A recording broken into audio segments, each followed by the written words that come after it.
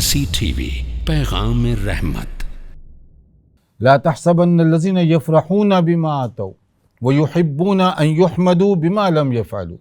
आपको इस बात से गाफिल नहीं होना चाहिए कि जो लोग आपकी तकलीफ की वजह से मसरूर हैं, शादां व फरहां हैं कि मुसलमानों को तकलीफ पहुंच रही है।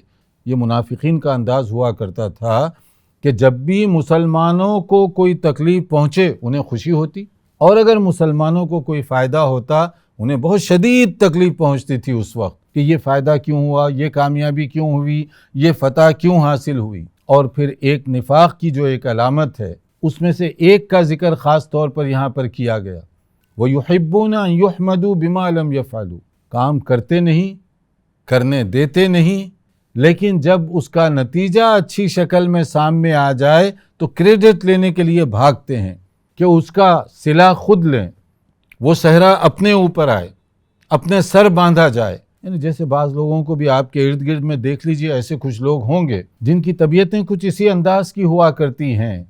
काम नहीं करेंगे, लेकिन अगर आपका नतीजा अच्छा आ गया तो कहेंगे मैंने मशवरा दिया था, मेरी मशवरे की वजह से, तजवीज़ की वजह से तुम्हें कामयाबी हुई। यानी सारा क्रेडिट गोया उनके दो जुमलों के ऊपर वो लेने की कोशिश करते हैं।